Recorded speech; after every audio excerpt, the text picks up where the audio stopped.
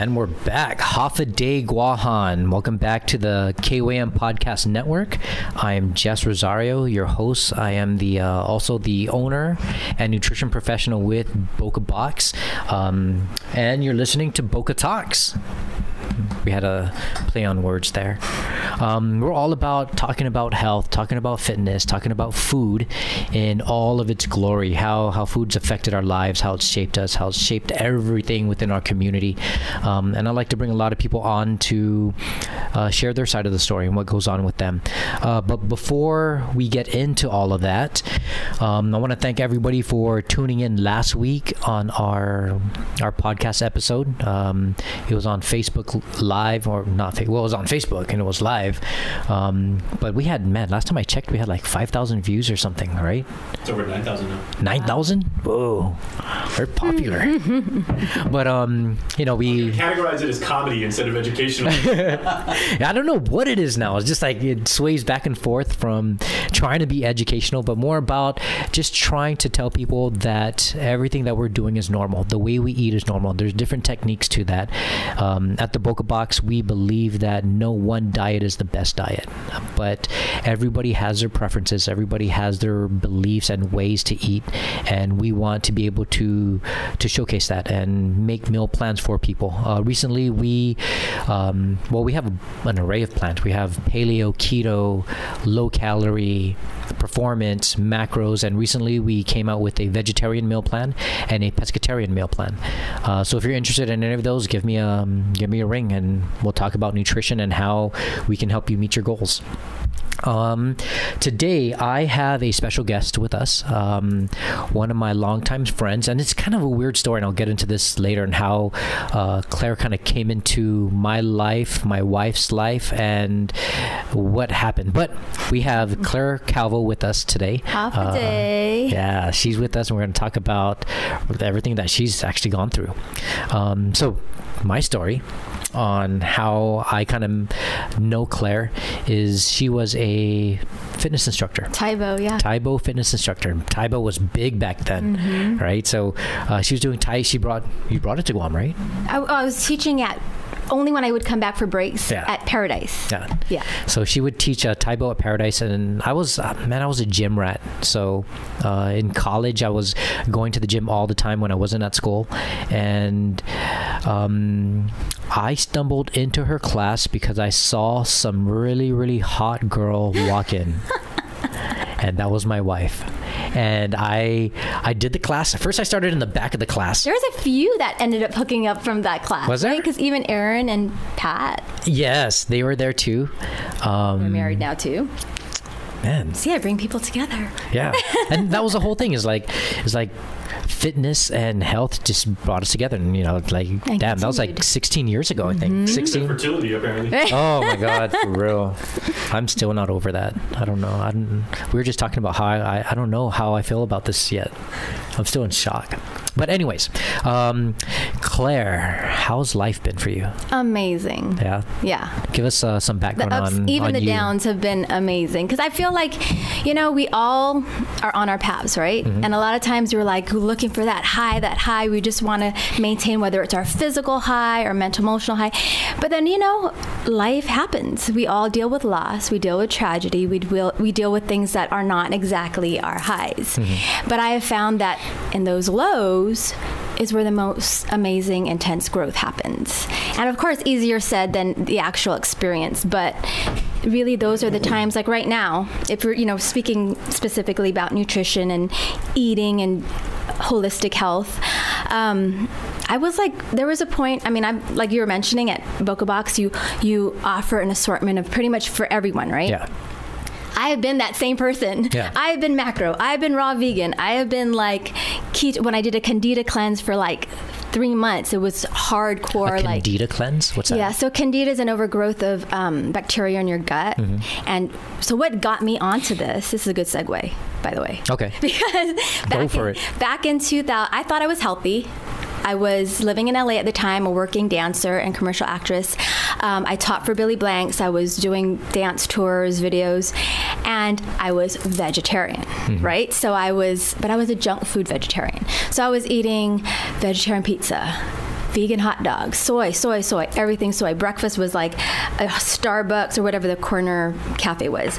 A drink like this big of just coffee, sugar, soy, more sugar, and all the artificial flavorings and whatnot, right? But I'm like, okay, but I'm vegan or vegetarian. So not realizing, well, I mean, aside from that, you know, I was in an unhealthy, abusive relationship.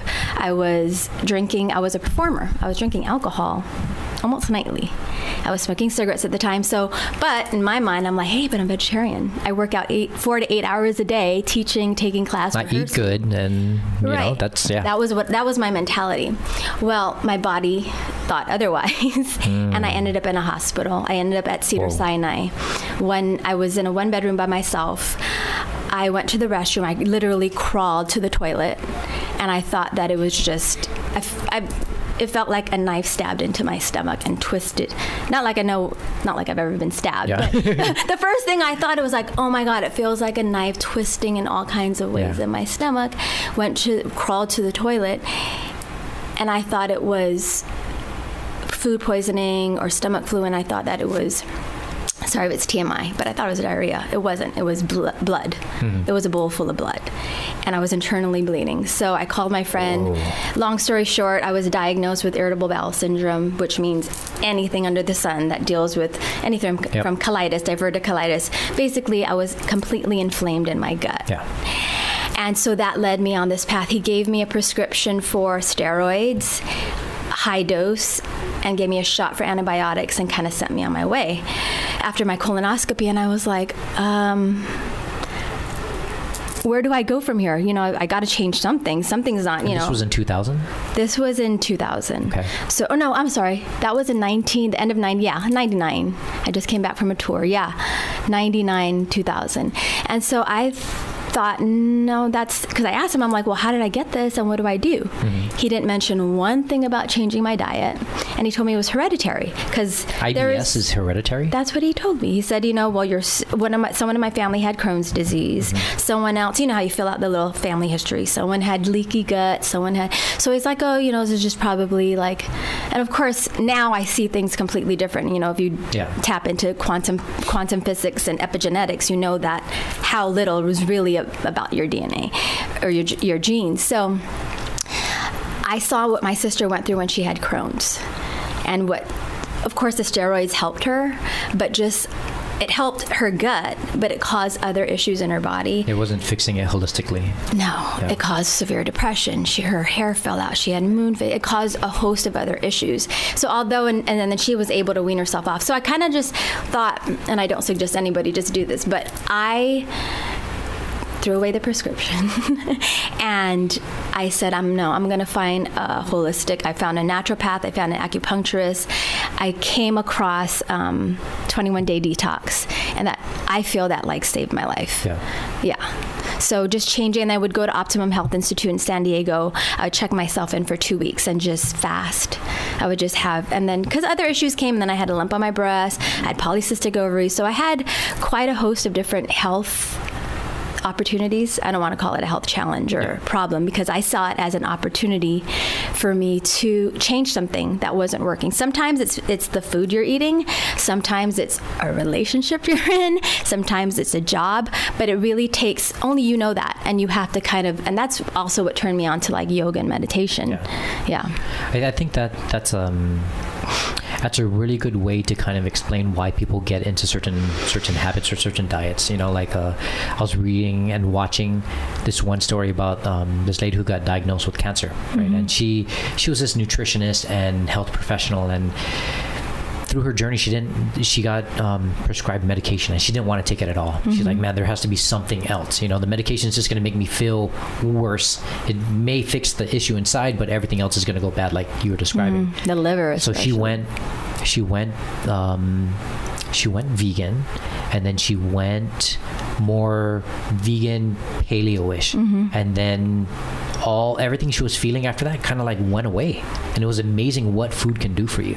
Right? But it's that journey that got you into figuring out what works for you. Exactly. And you have to, it's your body, it's your health. You have to take the initiative. I mean, I think for most of us, we want to believe that the professional, whoever it may be, knows it all. And you know, God bless them. They really, they are in their position for a reason.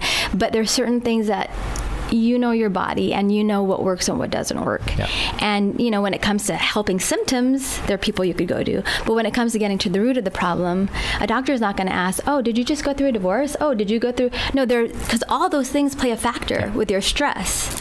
And one thing I kind of noticed about you from the get-go since a long time ago is that you've been very holistic, right?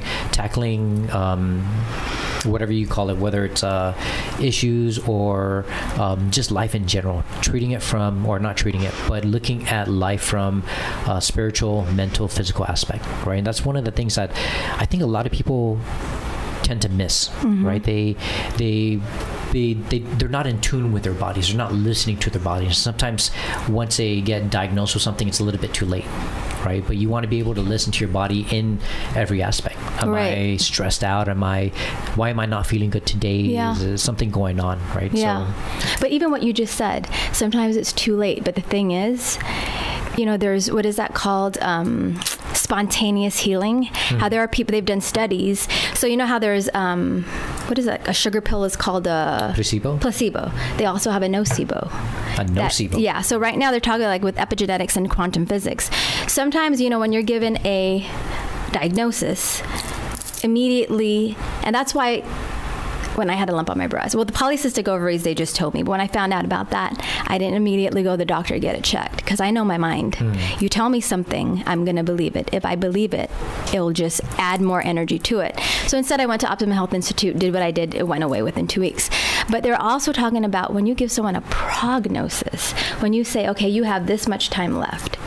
If you're putting that in your mind, energy is thoughts. Thoughts become things. And and that's why they talk about the placebo effect.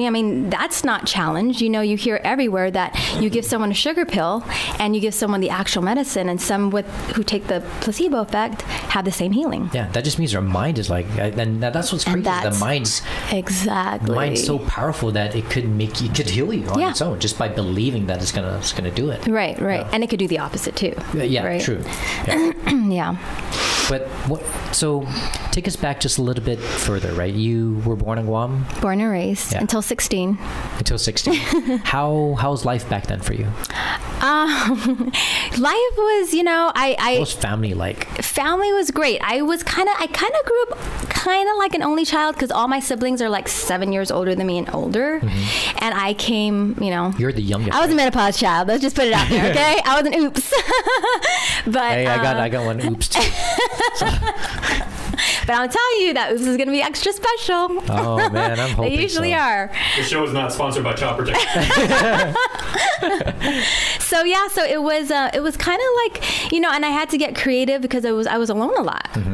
My parents were very busy in politics and business and their social life. And of course, they were amazing parents, still are the most loving, but I did have a lot of time on my own. So that was usually, and that's how I got into dance. I really got creative and just made my own choreography. And did that come natural to you? I think, having 5 older sisters and they were all involved in dance, that piqued my interest. Then when I saw Soul Train and like Solid Gold on TV, I'm like, that's what I want to do. And so, it started with that. And our diet was the average up till now. My dad will take Spam before a steak. So that is kind of... My dad's 85 this year. Wow, that's good genes. Yeah. 85. But my mom was saying, when they were young, there was no such thing as stamped organic because everything was organic. Yeah. They just get it from what's growing from the tree. They get it from the plant. And that's where I am now. Like, because we grew up, on like... canned, a lot of like preservatives, a lot of processed foods. Yeah. But I think that because when I got really sick and I checked everything, and I also found that my blood levels in heavy metals Heavy metal, like Metallica? No, like mercury, like all the heavy metals that are, it's super toxic to the body. And that's the underlying cause. They're finding the link between that and not just neurological problems and like Parkinson's, Alzheimer's, litigo, but all those things, but autism, but also that they're finding the correlation between heavy metals and like diabetes, cancers. So when I found out my levels were through the roof, it really made me curious to check what we're holding in our soil and our water, what's kind of been, we've heard the stories. There's drums in Mongmong, of the mustard gas, of the PCBs, of the spraying of Agent Orange, in certain, or who knows what it is, right? Pesticides. But so it made me curious as to why, at the time I was vegan, I'm like, why are my levels of mercury, cadmium, barium, I mean, they're just like crazy metals. So or are they so high? Yeah. So I did a chelation, and they basically, I know they do it in the Philippines as well, but this is when I was living in LA, and they chelated all the toxins or the heavy metals out of my body. And now I found that you could just do a lot of that with celery juice and spirulina. So I'm staying away from needles and doing that. Yeah. It's funny you bring that up because I remember when I was in college, I was doing a research paper, and one of our classmates, she did she was doing a research paper on the gases or the chemicals that were on Guam. And while she was doing her research, she got deep into like military stuff and like what's that island? Not Rota, Cocos Island. Yeah. Oh, right? yeah. They used to park the ships out there and then spray the ships off after when they come back from the war or whatever. And her computer got hacked. And it was just like she was explaining the story how she lost all her info on that research project, and it was just weird. And I didn't believe it until stuff like what you're saying, and I started looking into really what's in the soil too as well, how that's affecting the not only the vegetation back then, but how it's affecting it now. Oh yeah, and it's crazy. Well, because we have a lot of stuff here. Yeah, and there's a lot of things we don't know that we still have. Exactly. Yeah. But yeah, especially that region that you're talking about, they were supposed to go drilling, but they had to avoid one area because they didn't want to touch things that were kind of like supposedly left in that area between Cocos and Guam. Yeah.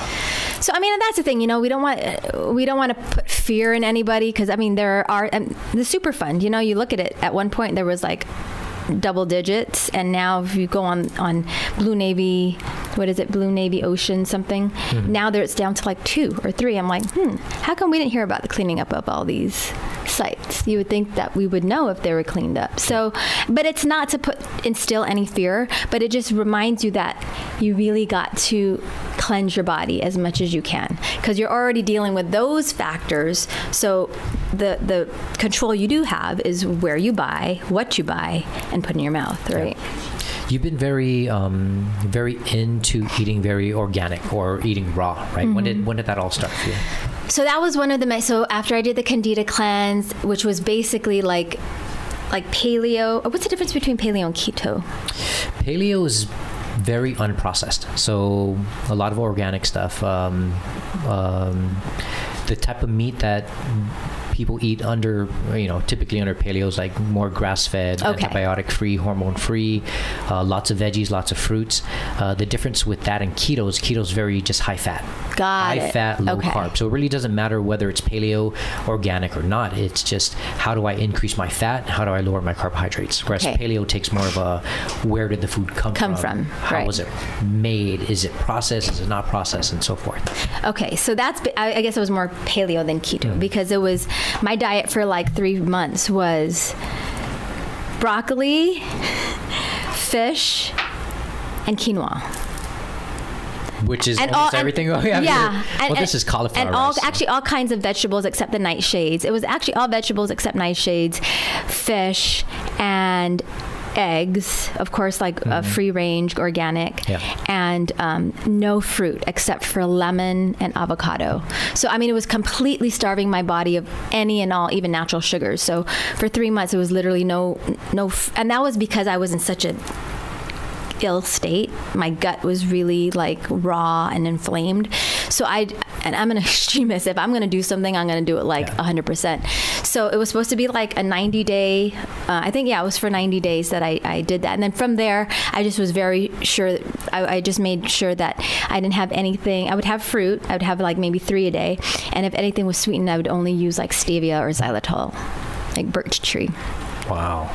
And a lot, now we have so much more. We have coconut sugar that we could, use. Now access is a lot more too. Here, right? yeah. So, I mean, back there, all of that was accessible, but I'm so happy that now, and, you're a huge contributor to like why now everyone buys more of these like natural sugars that don't affect your blood. Yeah.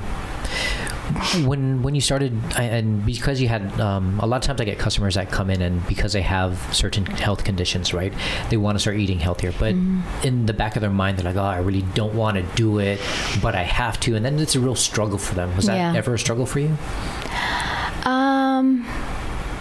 No, I actually loved being raw vegan. Really? Up till now, I could still. That's cool. Sushi's probably the one thing that I'd have a little hard time letting go of. Eating sushi or not having it. Because I can't let go of that. Other than raw, I mean, and it's raw, right? Yeah. It's raw fish. But other than having just completely fruit, vegetables, and nuts and seeds raw, fish is probably the only thing that I would, and that's what I do now. Yeah.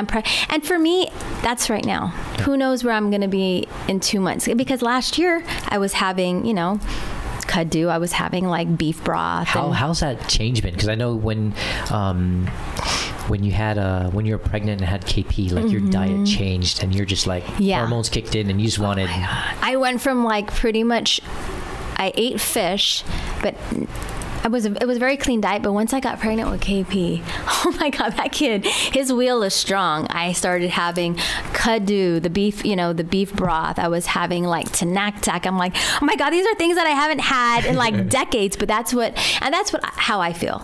I'm not going to deprive. If it's kind of having to like go in and like, is this a craving? Is my body really asking for this? Or is this just my taste buds wanting it? Mm-hmm. And I think you kind of have to get to the point. And then I know I sound weird. I'm a total hippie. But I asked my body and I would stop and be like, do you really want this? Is this what's going to serve your highest good? Or is this just something that you miss the flavor of? And so I would like sit there for a moment and kind of like, and of course, it's kind of like between, so yeah. And then I would just come up, okay, I think this is really what I need. I'm going to do that to my wife tonight. I'm going to be like, she's going to send me to Foodies to get her popsicle and be like, is this really what your body wants? Or is it just a craving? Give me it! Shut up and give it to me!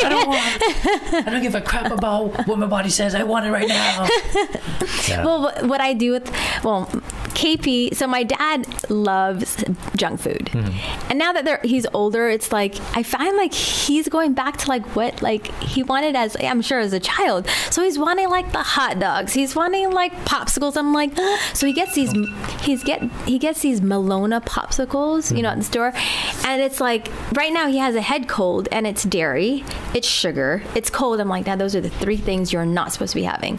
So what I did is instead I went to Payless. They have these, they're vegan. It's like a coconut. It's like Ben and Jerry's. It's different. It's a different brand, but it's vegan. Mm-hmm. So I think it's almond based or rice based. And so I'm trying to get him. The Halo stuff, right? No. I forgot the name of it. It's like a coconut. Maybe it's coconut, conscious coconut or something like that. Oh yeah.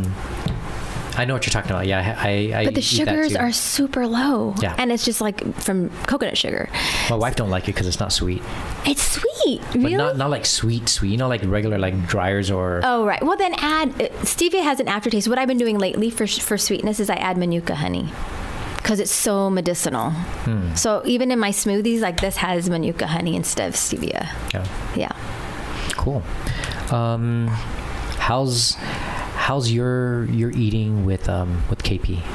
Because I know you watch what you eat a lot, right? And that's kind of the thing a lot of people ask is like, I'm gonna eat this way, but how do I get my kids to eat? Yeah, and that's been one of my biggest opportunities. I was gonna say challenge, but so KP is very strong-willed. He's 6 years old now. I am one of those who thought everything's going to be, when I gave birth, I'm like, okay, first of all, I nursed him for 4 years. When I started with the food, I'm like, I'm going to puree everything's going to be organic. I had this all in my mind. But until you have the child and you're doing like 8 things at once while you're, I'm like,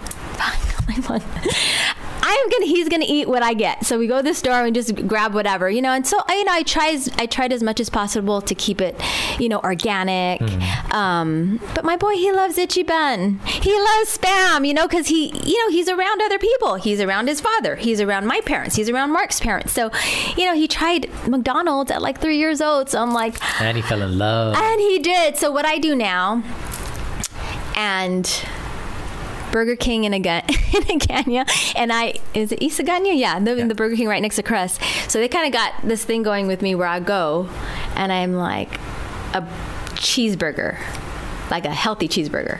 They know I'm talking about garden burger. Oh, okay. So I trick KP into eating these garden burgers. I think he hasn't caught on yet. No. Oh, except the times when he wants chicken McNuggets. But, I let him at least like once every 2 weeks we'll go to like a fast food. You got to. Yeah. He loves pizza, so I just make sure it's from, either we make it, the cauliflower crust ones. And of course he's like, Mommy, sometimes I don't want your healthy food. Can't we just go to Pizza Hut? I had my kids bring I would make them lunch every day for school, right? And we'll put in the Boka Box and everything. And it'll be like, quinoa or brown rice with veggies and a meat. And they got tired of it. They're like, man, Dad, everyone keeps calling us Boka Lola. I'm Boka Lola. I'm Boka Logan. And like, can we just have rice and meat? I'm like, no, you guys need to eat some sort of vegetable, however it is, you need to have it. And I'm just going to put it there, and I want you guys to eat one. Yeah. But yeah. I think at least they have reinforcement. Right. Yeah. And what I've learned is, okay, you know what? KP, he's going to have the stuff that I don't necessarily agree with. And even like with Itchy Bun, I only put a little bit of that packet. The seasoning, yeah. And the rest I'll put like Bragg's, and I'll put other stuff that are healthier. But what I do is okay, you're going to have some of the junk, but you're going to start your day. I give him a green smoothie every day. He likes it? So at least, because I put enough Manuka honey that he can't taste all the fermented greens. That reminds me of like, what's that Mary Poppins where she puts the sugar in the medicine just so that they can take it? Oh, I didn't see it. Spoonful of sugar helps him. There, yeah. What did I say? Sugar, right? Oh, okay. Yeah. And then it has to be in a cup that's not clear, so he doesn't see that it's green. He's like, I don't want your green drinks. So basically deceive your kids. Yeah, there you go. Hey man, you gotta, in order to get your kids healthy, at least when they're younger, you gotta hide some of that. Hide it somehow. Because just knowing that it's healthy already turns it off. Yeah. So he already decides he doesn't like it before it even touches his palate. I think that's more of a pure thing too, because my kids, like, they'll eat vegetables at home and they don't give me a problem. But when I ask them what they ate at school, they're like, oh, I didn't eat this because, I'm like, well, what is everyone eating at school? It's like, oh, fried chicken and rice. I'm like, exactly. And then the only vegetables like corn. I know. So. And of all vegetables, that's the one that's genetically modified. Yeah. All of it is, unless it's organic. So with everything that's gone on, right, childhood to now, and going through all your ups and downs, right, how do you eat now? What's your views on food and nutrition and health? For me, I feel as close to nature as you could get. Mm-hmm. For some of us, that means all fruits and vegetables, nuts and seeds. For some of us, that means fruits and vegetables and a little bit of grain. Some, whether it's fish. And when it comes to eating like meat, so long as you know where it's coming from. Mm-hmm. I mean, there's a huge difference of getting it from some like slaughterhouse where you never mind. I mean, we all know that more than 50% of the hormone or the antibiotics that's made in the U.S. goes to livestock. Yep. More than 50%. That tells you how sick those animals are. So you're not just taking all the hormones, but you're taking the sickness that they're, obviously when they die, it doesn't mean that the sickness goes away. Yeah. You're ingesting it's that in too. Them. Yeah. So you're taking the hormones, you're taking the steroids that they're pumped with. So for me, it matters a lot where your food, and then also animals, when they're in that environment, they have feelings and emotions too. So the cortisol levels. So you're also taking in all that the chemicals that are released. So when I say natural, I mean even meat and fish fall into that category. However, from a conscious, coming from somewhere that that they're caring for their livestock, right? Yeah. And then the same thing with fish. It's like not all fish are created. Now there's farm fish and there's wild fish. Of course, you're going to take wild fish over farmed fish, right? Because of everything they're adding with the farm. So just as natural as possible, and And you don't want to go crazy about it. I mean, if it's accessible, because there are people who are like, God, Claire, but there's no organic this, or, you know, like when you do a detox. And I'm like, it's okay. Because our thoughts and our emotions could be way more toxic to our bodies than anything we could ingest. Yeah. You know what I mean? They've done I remember reading, they did this study where they tested their saliva, and it was all, you know, the pH between 0 and 14, 0 to 7 and 7 to 14, acidic to alkaline. And then they put them in like, they put them through some stressful situation. They were listening to something and watching this video that was like violent or whatnot. Then they took their saliva samples afterwards, and it went extremely acidic. So it just goes to show that you're not even in the situation. You're just viewing something stressful that's happening, and what that creates, that causes acidity of the body. So, so I brought that up because just talking about why add, you know, what was the question? just how your views on food and everything. So long as it's as natural as possible. You know, if you can't pronounce it like on the list of ingredients, then it's probably not something your body could translate either. Yeah.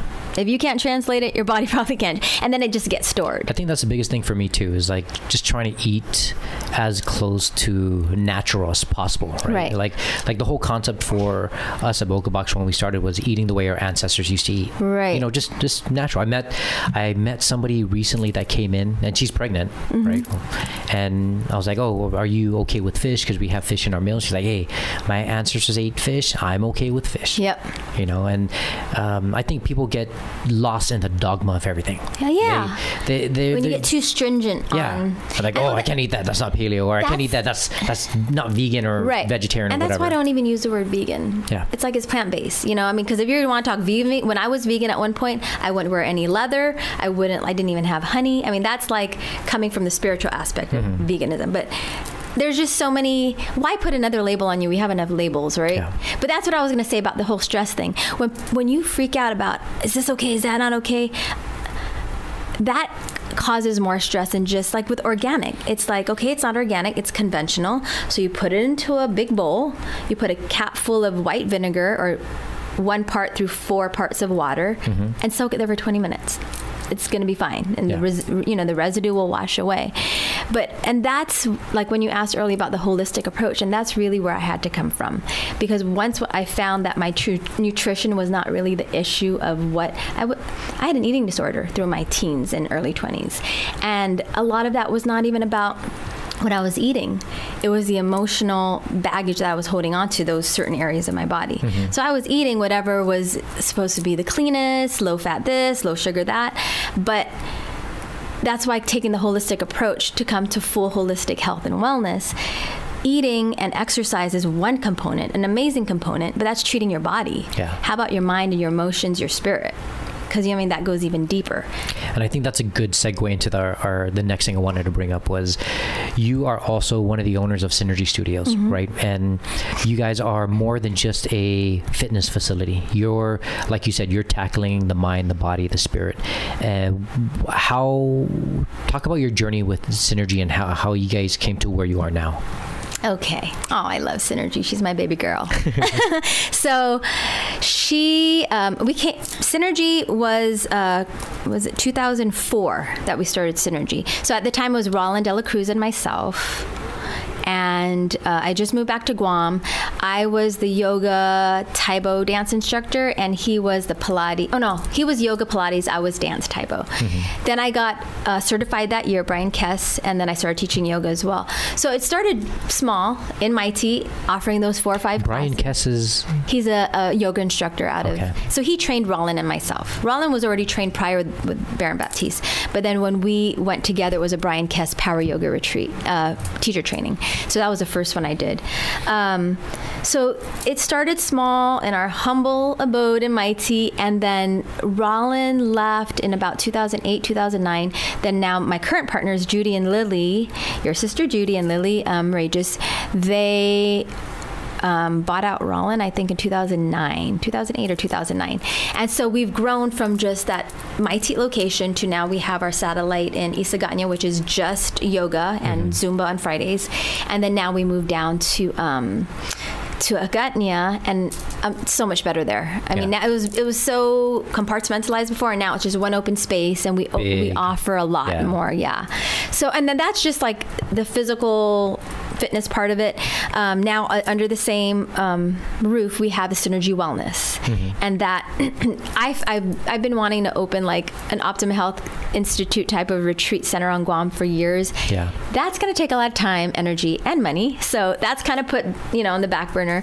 But so the Wellness Center is just offering other aspects of holistic health. What kind of stuff do you guys have there in the Wellness Center? What kind of? So we have the Normatec Pulse Recovery, and that helps people with a lot of people go there, like a lot of the CrossFitters, some next door jiu-jitsu, they'll come and it basically breaks down the lactic acid. It's kind of like getting massage, but not, well, it is like getting massage, but it's a patented pattern, a system of breaking down. So it's distal release, pulsating, and compression, pressure, but it's so it's an actual way that it goes about, so that it not only breaks it down, but it helps the lymphatic system to release it up. Yeah, I see a lot of people using those. Like they look like big socks. Yeah, that they're you like just put on and all the way up here. So there's the legs, we have the arms, and then the hips. So that's good for people. Yeah, we even have for hips.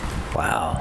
And I thought that was important because a lot is held, a lot of emotion too is held in the hips. And I know that from like yoga. Yeah. When we do a lot of hip openers, people will release. So it's good for people who are very active and those who are not quite active, like kind of sedentary, and need the circulation. So we've had some diabetics come in with, who have it's hard to circulate down to the feet. It helps with the circulation. So it's really good to help with circulation as well. So that's with the Normatec.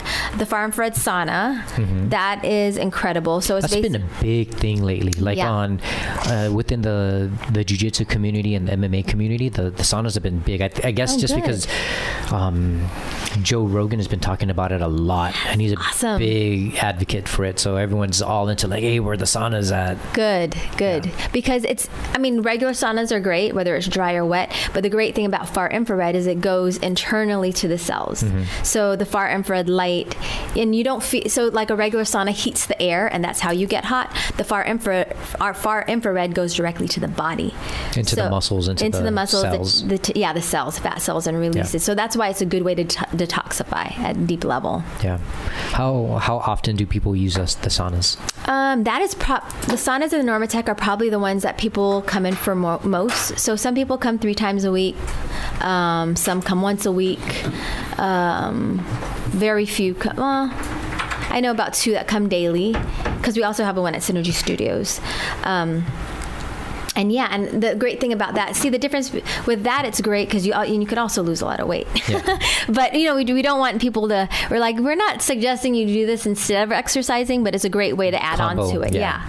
But to supplement your workouts. Yeah. So anywhere I think between 400 and 600 calories in the 20 minutes that you're in there.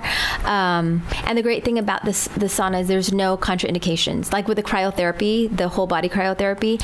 And that's what I was going to ask next. Yeah. Is that you guys are, I would say, the first, right, to have a cryotherapy. Is there anyone else with? I don't think I've seen anyone anything. Has the whole, I've been meaning to get into it and try it out. I just haven't had time. Yeah. But that whole cryotherapy, that looks crazy. So what turned me on to that is years ago when I read up about Iceman, Wim Hof, they call him the Iceman, and he was just talking about just the benefits of cold plunges. Yeah. So I started doing cold plunges, and I'm like, I do not like the cold at all. So the beauty of cryotherapy is your skin is still exposed to oxygen, so it's not that same biting cold like when you do a cold plunge. Because cold plunge, I'm literally in there 3 seconds and I'm up. Yeah. In the cryo, you're in there for 3 minutes. I remember for rugby, after our games, our coach used to tell us to go to ice bath, and then ice bath and jacuzzi. Yeah, you go back and forth. And I hated that. You get like 5 big guys huddled into a small ice bath. That was nuts. But that's supposed to be really good for you. I know that, like, if you go all the way back in, is it Japan? That's a technique that they've been using for optimizing their health, of going that back and forth. Circulation and rebuilding the muscles and the... I'm always like, I just want to stay in the warm one. And I'm on that one for like so long, and I just dip into the code going back and forth. And then the last thing is the crystal beds. That has actually, I've seen it a lot more, gaining more popularity now. Can you explain a little about what that is? Yeah. So last summer I went to Brazil, to Bajania, and there was a medium there called João de Deus, John of God. And so they're kind of made popular through him. However, the crystals are from that region, and apparently they work, okay, this is going to be a little ethereal, airy-fairy, but they work with the entities of that region. Okay.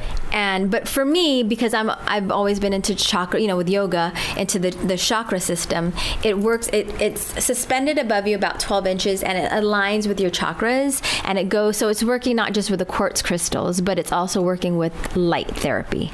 So each crystal is coming down, so it's red, orange, yellow, green, blue, purple, indigo, and then white. So it kind of aligns with your chakras. So you're getting not just the crystal therapy, but the light therapy. And for me, what I found with that is there's so much, like, whatever the imbalance or the misalignment may be, it somehow assists to align and balance. And it's kind of hard to explain in words, but when you see people who've actually gone on there, like there was a lady who would bring her son, and her son is autistic, and she'll put him on there. He's moving a lot. He's very active. As soon as he gets on that bed, he's out. What? And my son, who's like hyper, my son is like 5 kids wrapped up in one. KP is constantly on, the reason why I bought it was because when I went on the bed when I was in Brazil, he didn't want to leave me, so he stayed on he was just on my legs. And he went from like, mommy, come on, I don't want to stay here. Like not even 2 minutes later, he was out. So they recommend... Like sleeping or just like relaxed? Sleeping. And it was a heavy sleep. I mean, I had to wait for like 2 hours. Like when I was done after like 40 minutes, it was 40-minute session. I had to, because you're not supposed to carry anything heavy. I was doing a kind of spiritual pilgrimage there, and you're not supposed to carry anything heavy. He's like almost 60 pounds. So I'm like, we can't even go back to our hotel because he was laid out. I couldn't get him up. So we were outside on a bench for like 2 hours. And he was still knocked out? Knocked out. Like in a deep, deep rest. And I think a lot, especially like when we're constantly on our phones, on iPads, they're triggered. Our brains are changing. Our neurological systems, our central nervous system, and they say that those with like whether it's like depression or insomnia, things where it's hard to just come to balance and rest, that it's very helpful for that. Oh, that's interesting. I've been seeing a lot on Instagram with the light therapies, and like just thinking about it, I don't know. To me, it's interesting. I don't know the whole science behind it. Yeah. But hey, man, it works for a lot of people. Yeah, and that's for me. That's the thing. Even when there's no concrete evidence or like numbers behind something, for me, when someone has tried it and you've seen the results, that to me speaks for itself. Yeah. Like on how valid something is. Yeah. And that goes the same for everything that we do, nutrition, life, whatever. It's like, hey, you have your way of doing things. It may not work for you, but it works for some people. Right. And we're never going to know until we try it. Yeah. So. And that's what I used to say, because people would come to me for like nutritional advice, and I would be very careful. My disclaimer was, I'm not a dietitian. I'm not even, I'm not a doctor. I'm not a dietitian. I'm not even a nutritionist, or I'm not considered, a certified, I'm a plant-based nutritionist, but what I am is someone who has experienced and who has lived it and has been sick and has come back through this process. It worked for me. It may or may not work for you. I think the personal journey, besides everything, I mean, a lot of people spend their time in school and in the books, and that's super cool, right? But to me, nothing beats experience, right? Absolutely. Going through your personal journeys and figuring out what works for you, trying to help other people with their issues as well. Absolutely, yeah. And on that note, you've been doing a lot for a really, really long time on trying to help people cleanse themselves, detoxify the body, and just figure out what kind of works with them from a health standpoint and from a detox standpoint. Right. So you have something going on in March. Yes, March 10th through the 31st, we're having another 21-day detox. And these ones, we had one in September? No. I remember October. I did one. Wait, you have a 21, there's another one, right? Because so many people are saying, oh my gosh, it's too long. So for a little while, we had a 10-day. But what I found was, although it's great, I mean, any chance you could have, I mean, some people will just not detox at all and just every Monday for the entire year. Every Monday was their day of fasting. Yeah. Every Monday. So whether you do it that way, but I just find when you do it in 3 weeks, because the first 2 weeks, what was happening is people would do week 1, which is vegan, raw plant-based. Then week 2, which was raw plant-based. They're like, okay, I'm good. Then it came time for 3, which was the actual fast. Yeah. And that's the whole point of doing it, is for 7 days, you're liquid fasting. Yeah. So they would do the first 2 transitional phase. But when it came to the actual fast, they're like, yeah, I'm done. I'm good. I already did enough. I'm like, no, that was only the transition, these last 7 days. So what we did was we compounded it, because for some people it was a little long. But it takes 21 days, minimum 21 days to make a habit or break a habit. Yeah, of course. So we're back to doing 21-day detox, and now it's a holistic detox. So we're not just addressing what you're eating physically, the food and drink you're putting in your mouth. We're also mental, emotional detox. Yeah. So we're including the yoga classes, meditation classes, chakra toning, everything at Synergy Wellness, from the Normatec to the crystal bed to the all in one program. All in one program. Wow, yeah, that's awesome. So it's available to them, but it's up to them to schedule their times. Yeah. How can people sign up for this? So they could either come to Synergy Studios or Synergy Wellness in the PNR building in Agana. We're behind the police station, kind of like behind Mighty Purple, big white building, or call 472-YOGA or 929-HEAL. 472-YOGA or 929-HEAL. Yeah, 21-day detox. I remember doing the 10-day detox. Yeah. That was rough for me. Yeah. I remember I was still coaching, and I was a longtime coach with Synergy Studios as well. And it was just, I guess for me, it was the detox plus the physical activity I was doing. I was just going nuts. I was like, man, I need food. But that's what we tell people. There's no calorie restrictions. Yeah. Eat as much, even on liquid wheat, drink as much water, drink as much smoothies, as much energy soup. There's no calorie counting. You could take as much, but it has to stay within the parameters. Within the boundaries. Right. Yeah. Because the whole purpose is just to detox the body. Yeah. And you think about it, what is like 10 days of your life? You know what I mean? If it could be saving more years. And that's the thing. It's not about trying to convert people into veganism or raw, plant-based. It's not about trying to convert anybody into it. It's just allowing your body 21 days to come back to homeostasis. To reset. Exactly. Yeah. You think about everything that we eat on a daily basis, all the chemicals put into the food, everything that we're exposed to in the environment and everything. We need some sort of reset or detox. So this is a great program for people to try. Absolutely. Yeah. The first one I did was in 2000, and I still do at least one a year. Preferably it's 21 good that days still? Yeah, 21. Well, when we were doing those 10-day ones, I would kind of do like 2 weeks, so I'd do 14 days. Yeah. Did I do the 14-day? We had 10, and then we had 14. I did one of them, just to try it out. But it would be interesting to see, because that's how you responded to then. It would be interesting to see how now, because that was years ago, right? That was how you would respond to it now. We'll see. I'm even right now with trying to eat clean and stay on I've been really strict about how I've been eating, trying to follow a certain. I'm experimenting with a certain way of eating right now. But even with that and having the wife at home pregnant, oh man, that's hard. So we'll see. Maybe after the first trimester. Yeah. Because another huge component is because recently I was talking to my friend, and she was saying, so guess how many bites the average person takes before they swallow? 21. The average person. Oh. When they bite, how many bites before they swallow their bite? 8 to 10. 3? People take 3 bites before they swallow. You know how much? Really? Yeah. Do you? You're probably I take more. a lot. You're probably more of a conscious eater. I like to eat my food and taste it. That's why I chew on it a lot. But you see a lot of people walking around while they're eating, driving while they're eating. Yeah. I mean, I admit I do that too. Or when you're in a rush, especially like as a parent, as a mom, I'm like, get this. I just take KP's leftovers, chomp chomp, swallow. But yeah, apparently on average people take 3 bites before they swallow. Yeah. We're supposed to be taking anywhere between 25 and 50. I've heard that, and that's why for a long time, whenever I eat, I take my time. Because I want to enjoy what I'm eating. And the longer you eat, the less you eat, if that makes sense. Say it. The longer it takes you to eat, the less you eat. Yeah.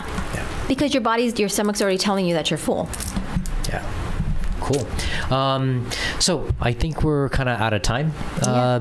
Anything else you wanted to add? No, so just try to get into Synergy. We're open Monday through Saturday, and call if you're interested in the detox, 472-YOGA or 929-HEAL. And the early bird special ends on the 28th. So starting March 1st, it'll be back to regular. Next Friday, we'll be back to regular price. Cool. Well, thank you, Claire, for joining us on Boka Talks. It's been a pleasure. I mean, it's for a lot of times we talk about our journeys through life, and it kind of opened my mind to a lot of the things that's going on right now, with disease and health and how we need to be able to eat now. Yeah. And thank you for having me. That was awesome. Anyways, next week we have another episode. We'll have another guest on. I think we're going to be talking more about generalized health and some sort of how his way of health kind of needs to change. Or not his way, but health in general needs to change. We'll talk about that next week. So we'll see you guys at the next episode of Boka Talks. Thanks for listening. Bye, guys.